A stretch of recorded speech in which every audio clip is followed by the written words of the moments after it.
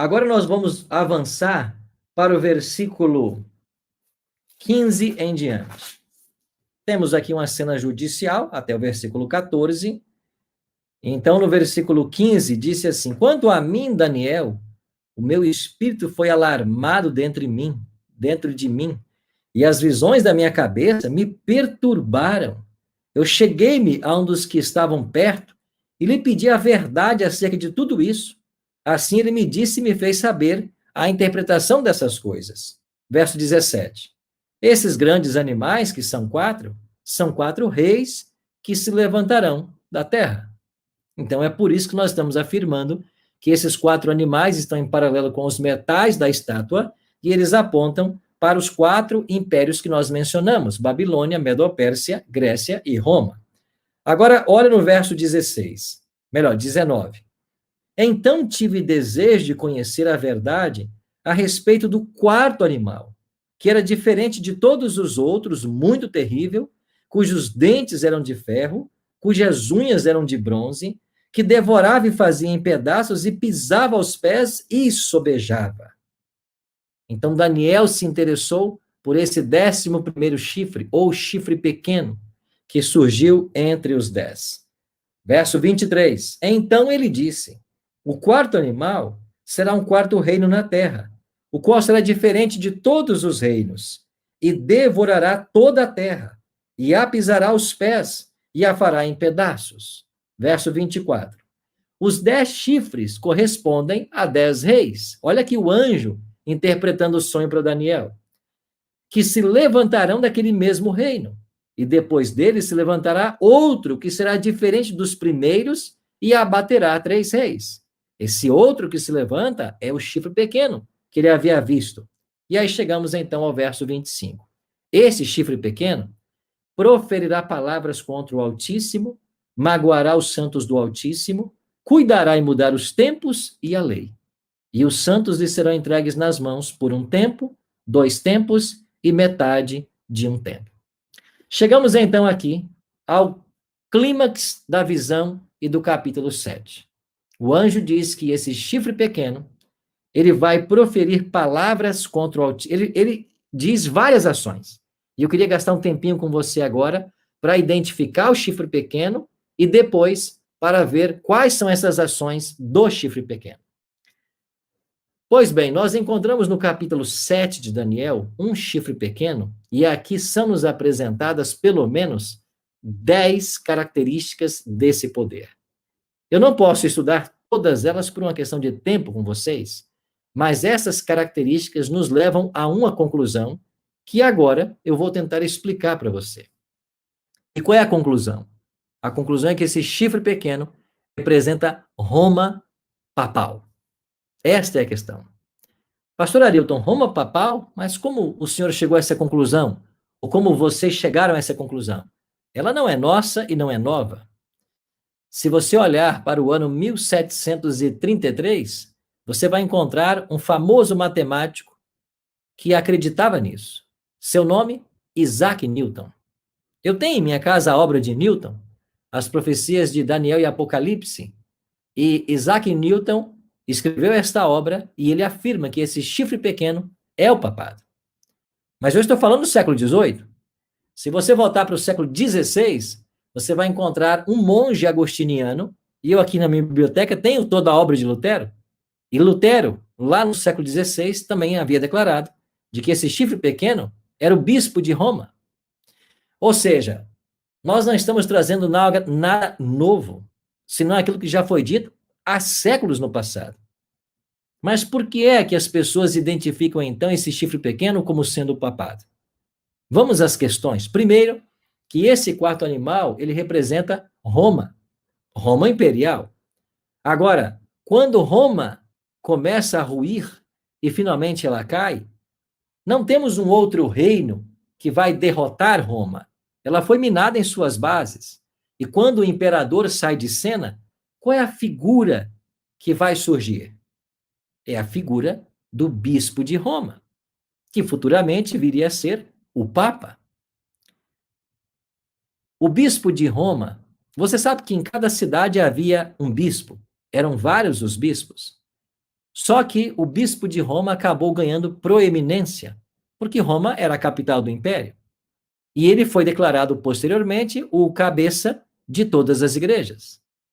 Mas há vários detalhes curiosos. Um deles é que nós hoje chamamos ao Papa de o Sumo Pontífice. Essa expressão, ela significa o máximo construtor de pontes. E Sumo Pontífice era um título do imperador romano, porque ele construía as estradas. Daí veio o ditado popular que todos os caminhos levam a Roma. Então, o título que o Papa hoje usa, Sumo Pontífice, ele pertencia originalmente ao imperador de Roma. É por isso que os historiadores são unânimes em dizer, não unânimes, né? Mas muitos dizem que quando sai de cena um imperador, a figura que vai ficar é a do bispo, posteriormente, o Papa. Este papado que se levanta como um chifre pequeno precisava estabelecer sua hegemonia. E por que ele era diferente dos três animais que vieram antes dele? Porque ele se trata agora de um poder político-religioso, o que não aconteceu nos anteriores. Você sabe que Roma, e especialmente durante o reinado de Constantino, a religião ganhou espaço. E você sabe que a religião romana foi colocada como, o cristianismo foi colocado como a religião oficial do império. Então, ao invés do cristianismo evangelizar o império, o mundo romano acabou paganizando o cristianismo. E com a pseudo-conversão de Constantino, acabou vindo para dentro da igreja tudo aquilo que havia no pensamento romano, tudo aquilo que havia nas seitas, nos movimentos, no paganismo. Isso veio para dentro da igreja, graças à aquiescência de Constantino, que foi batizado pelo Papa Silvestre lá no IV século. E se você for a Roma, visite lá o batistério octogonal, que está atrás da Basílica de São João de Latrão. Ali, o imperador Constantino foi batizado naquele batistério que está lá até hoje. Então, nós temos então agora o papado se estabelecendo. Mas como quem dominavam eram as 10 tribos, dessas 10 tribos, 7 delas seguiam a um herege do segundo século, chamado Arion. Por isso eram tribos arianas. E por seguirem a Arion, os ostrogodos, os érulos e os vândalos não se submeteram ao bispo de Roma. Então, com o apoio das outras 7 tribos, eles conseguiram expulsar essas 3 tribos de Roma. Daí, a profecia fala que quando esse 11º chifre se levanta, ele arranca a 3 pontas. Exatamente os érulos, os vândalos e os ostrogodos. Esta última só foi expulsa de Roma no ano 538 a.C. É por isso que nós datamos esse ano, 538, como o início da supremacia papal. Mas eu vou falar mais disso daqui a pouco. Vamos voltar para Daniel 7:25? Como seria esse chifre pequeno? Como seria esse poder papal? A profecia de Daniel 7:25 diz assim. Voltando então a Daniel 7:25, diz que esse poder proferiria palavras contra o Altíssimo, magoaria os santos do Altíssimo e cuidaria em mudar os tempos e a lei. Como que o papado muda os tempos e a lei? Essa expressão tempos na língua aramaica, porque veja, a Bíblia foi escrita em hebraico, mas em Daniel você tem uma grande porção em aramaico. Essa palavra para tempo no aramaico significa que o chifre pequeno tentaria controlar o tempo, um atributo que é divino. É Deus quem controla o tempo. É Deus quem faz cair e levanta os impérios. Mas o chifre pequeno tentaria mudar os tempos, no sentido de que ele assumiria a prerrogativa de dar a nota tônica para o curso da história. Ele tentaria dirigir os negócios da humanidade. Essa seria uma tentativa. E quando a gente pensa no papado tentando dirigir os negócios, o rumo da humanidade, é claro que você vai se lembrar da vasta influência que teve os papas no mundo político, especialmente no 11º e 12º séculos, quando o papado atingiu ali o seu apogeu. Eu tive a chance de visitar lá no norte da Itália na cidade de Canossa, um castelo, o Castelo de Canossa. E foi nesse castelo que o imperador da Alemanha compareceu ali, após ser excomungado pelo Papa, para pedir perdão, porque o Papa estava nesse castelo. E era um mês de janeiro, rigoroso inverno naquela região, e quando o papado soube que o imperador da Alemanha, a quem ele havia excomungado por não aceitar seus ditames políticos, aí viera para pedir perdão, ele fez com que o imperador, o homem mais poderoso da Alemanha, ficasse 3 dias lá fora, na neve, aguardando para ser atendido. Outro papa disse em outro momento que a grande função dos papas era abater o orgulho dos reis. Talvez por essa atitude, você perceba a influência que tinha o papado durante a Idade Média. E, apoiando este e contra aquele, eles tentaram conduzir os negócios da história. Ele tentaria mudar os tempos, diz a profecia, mas também tentaria mudar a lei. E aqui nós chegamos ao ponto central do estudo de hoje. A lei de Deus ela é importantíssima, ela é a base do governo dele e ela será a norma do juízo, de acordo com Eclesiastes 12, 13 e 14. Aqui em Daniel capítulo 7, dos versículos 9 a 12, há uma cena judicial. Então haverá um juízo, e esse juízo é o que vai determinar quem vai se salvar e quem vai se perder. O apóstolo Paulo ensina que todos nós teremos que comparecer perante o tribunal de Cristo. E quando nós comparecemos nesse tribunal, nós seremos julgados com base na lei de Deus. Sabendo disso, esse poder, ele se levanta contra a lei de Deus. E o papado tentou 3 mudanças na lei de Deus. Eu tenho aqui em minhas mãos o Catecismo da Igreja Católica Romana. Essa é uma edição típica do Vaticano, que eu comprei nas edições paulinas, e eu queria mostrar apenas para você aqui uma página, justamente a página do Catecismo, nessa versão que eu estou, que é a página 539, onde aparecem os 10 mandamentos. E o que você percebe aqui nessa página? Você percebe 2 interrogações que eu coloquei. E por que elas estão aqui? Porque o catecismo exemplifica as tentativas do papado em mudar a lei de Deus. Primeiro, excluindo o 2º mandamento da lei, que proíbe adorar imagens de escultura. Esse mandamento não aparece no catecismo. Essa foi a primeira tentativa de mudança da lei. Segunda tentativa, não aparece lá o 4º mandamento. Lembra-te do dia de sábado para o santificar, mas aparece aqui no catecismo guardar domingos e festas.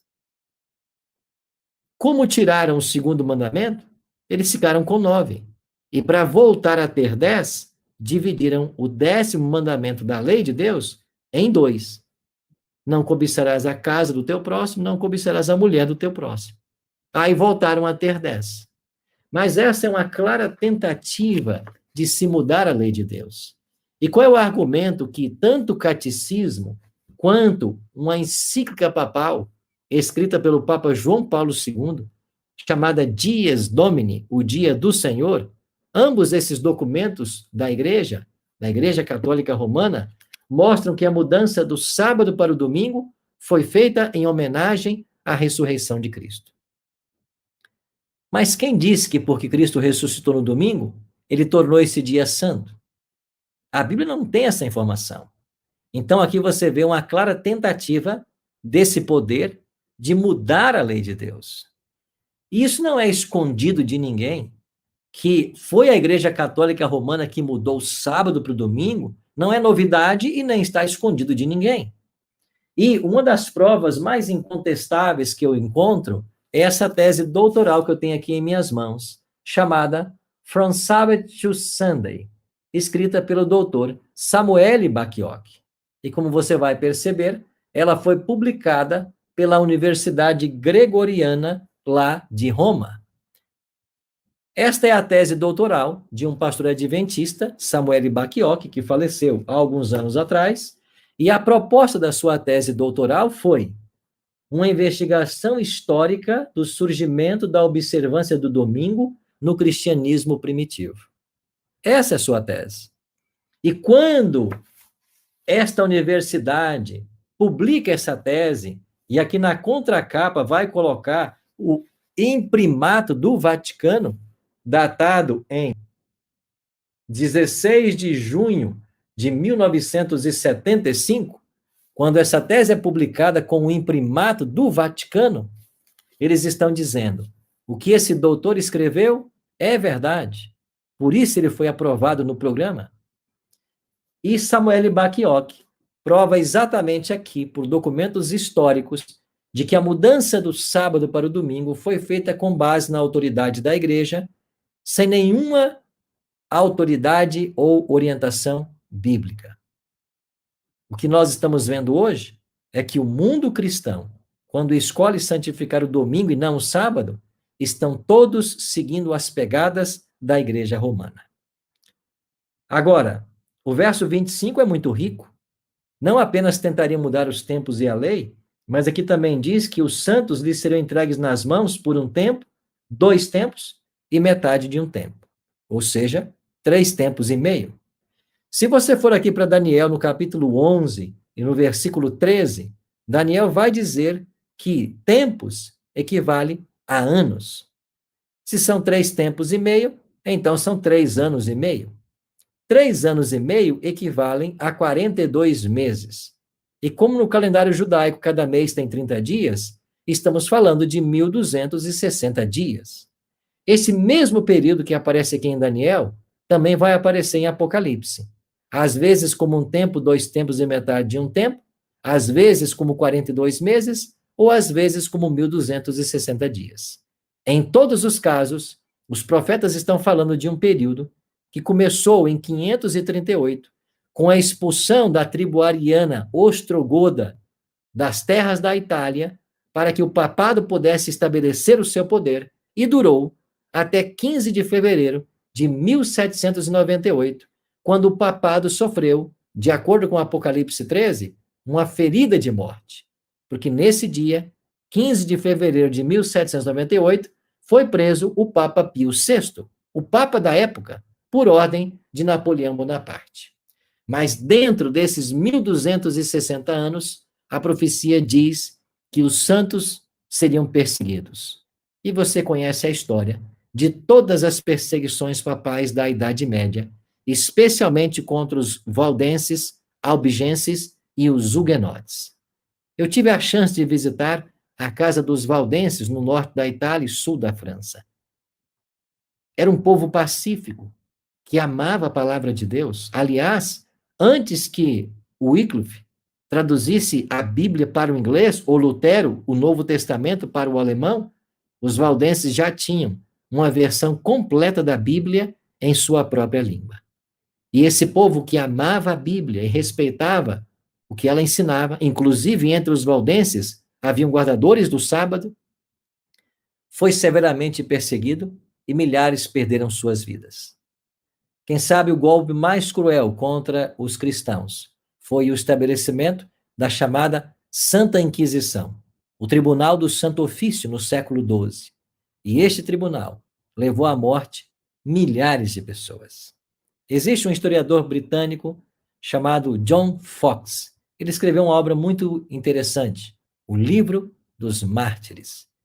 E ao ler esse livro, ao conhecer essas histórias, nós ficamos pensando que alto preço os filhos fiéis de Deus pagaram por ficar do lado da palavra de Deus e se oporem a esse poder, que blasfemaria contra Deus, tentaria mudar os tempos e a lei e ainda perseguiria aos santos do Altíssimo.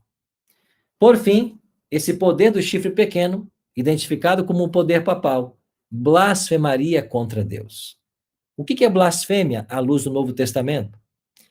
Os judeus acusaram Cristo por 2 vezes de haver blasfemado. Uma delas foi quando ele se declarou igual a Deus. Em João 10:30, Jesus disse: "Eu e o Pai somos um." Em uma outra ocasião, quando ele havia perdoado os pecados. Então, à luz do Novo Testamento, perdoar pecados e se passar por Deus é blasfêmia. E os judeus estavam certos em crer nisso. O problema dos judeus é que eles não reconheceram de que Cristo era Deus. E por ser Deus, ele não blasfemara. pois ele tinha autoridade de perdoar pecados e ele era o próprio Deus. Mas o poder romano blasfema contra Deus. Primeiro, quando se declara o representante, o substituto de Deus aqui na terra. E à luz do Novo Testamento, especialmente o Evangelho de João, dos capítulos 13 a 16, o substituto de Cristo é o Espírito Santo, e não o Papa. Segundo, quando o papado abroga o direito de perdoar pecados através da doutrina da confissão auricular. Então, quando se ensina que o sacerdote tem o poder de perdoar pecados, está tentando transferir para ele um atributo que pertence unicamente a Deus. É por estas e outras razões que esse poder blasfema contra Deus. Também contra o santuário, porque eles tentam tirar o santuário, usurpar o lugar de Deus e de Cristo no santuário e levar uma obra de perseguição avante. Queridos amigos, ao concluir minhas reflexões, eu queria dizer para você que nós estamos vivendo num dos momentos mais cruciais da história da humanidade. E se nós fôssemos rapidamente para Apocalipse 13, aonde é profetizado que este poder papal sofreria uma ferida, lá é dito que ela se curaria e que a terra se maravilharia seguindo a besta. Pois é justamente isso que acontece hoje. O chifre pequeno de Daniel 7 é a besta que sai do mar de Apocalipse 13. E hoje, milhares de pessoas estão se dobrando diante do Papa e aceitando seus ensinos, suas tradições e seus dogmas, sem um único verso da Bíblia para apoiar suas ideias. Segundo, muitas pessoas dizem que não apoiam o catolicismo, não apoiam o papado, mas seguem as mesmas pegadas, especialmente na santificação do domingo. Então eu faço uma pergunta para você. Será que não está na hora de nós sermos cristãos mais bíblicos, deixarmos que a Bíblia nos ensine e buscar praticar apenas aquilo que nela está escrito e abrirmos mão de tantos ensinos e tradições que contradizem claramente o ensino da palavra de Deus? Fica aqui uma pergunta para a sua reflexão.